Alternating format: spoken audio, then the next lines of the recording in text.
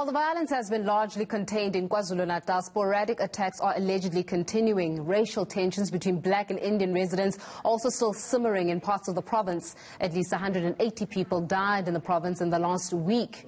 Premier Sihle Zikalala joins me now from Durban to speak more about the matter. Premier, thank you so much for your time this evening. Let's talk a little bit about where we are in the aftermath of these sporadic protests. What are we looking like? What is the province of KZN looking like at this moment? Indeed, thank you, and thanks for having us in your program. As the KwaZulu-Natal, we have been left devastated by these protests and disruption to property. Right now, as you have said, we have lost about 180 people. Most of these people died during the stampede, and some of them they died out of infighting among themselves, the looters, fighting over stolen goods. The areas that are affected will be Umlazi, KwaMashu, Inanda, Phoenix, Umgungundlovu, which is Pietermaritzburg and surroundings, as well as Northern Natal.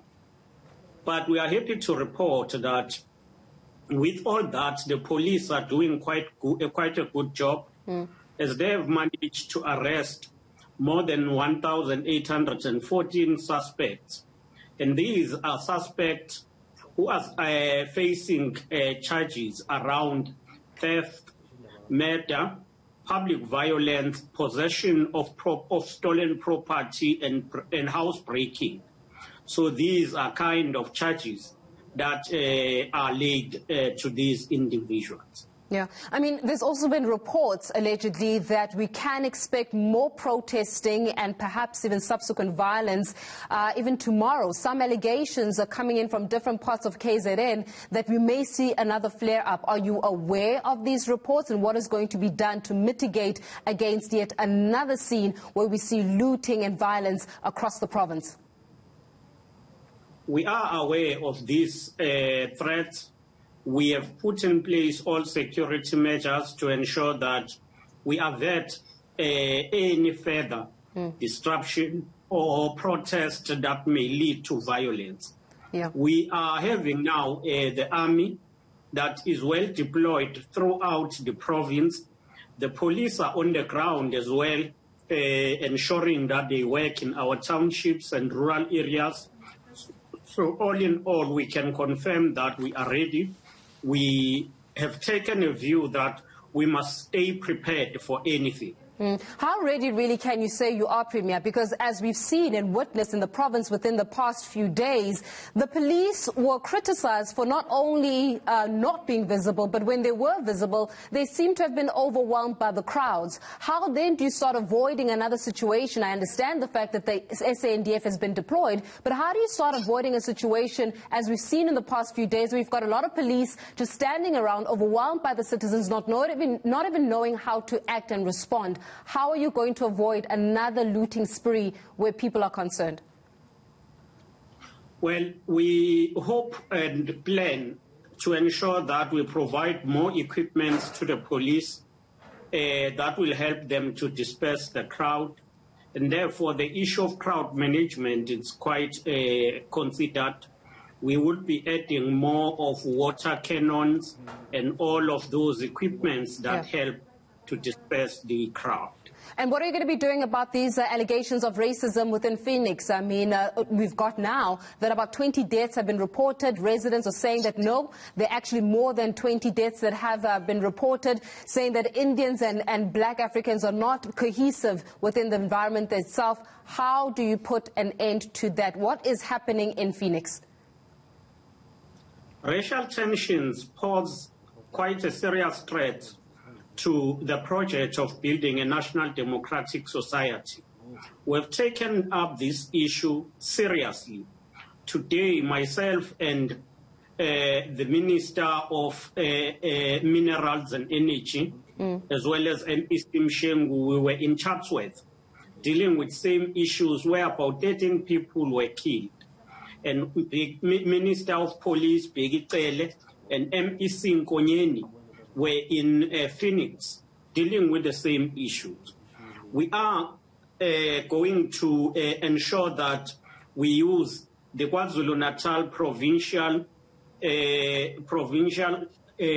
Council on Moral Regeneration and Social Cohesion to intervene in these areas.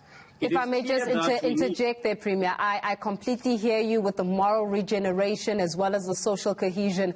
But if history would prove itself, we need to go beyond just speaking to the people for calm. My question to you again, what are the practical steps to be implemented so that we do not have racial tensions flare up again and subsequent loss of life in places like Phoenix, in Chatsworth, as you've mentioned? Because unfortunately, Premier, you and I know the time is ticking. There are reports again that tomorrow we may have similar incidents of protests. What is the practical, tangent, and tangible methodology that's going to be used? Well, for now, if you speak about the short-term interventions, is to use police and soldiers to ensure that there is no attack and racial tension. But we move forward, we will be implementing programs that will seek to enhance cooperation and integration among these communities. That will include a variety of programs that we have put in place through the Council as part of the mobilization. We have already engaged with all stakeholders that are affected. We've engaged with areas dominated by Africans. We've engaged with areas dominated by Indians. Already we've set peace committees that are in place, composed of both sides in each of these two areas that are heavily affected. And can you just speak to us about the status update regarding vaccination? I mean, that the vaccination program was put on hold simply because of the protests that were happening. When can we expect everything to be in full force once again? Out of 173 vaccination sites, 44 were continuing and working.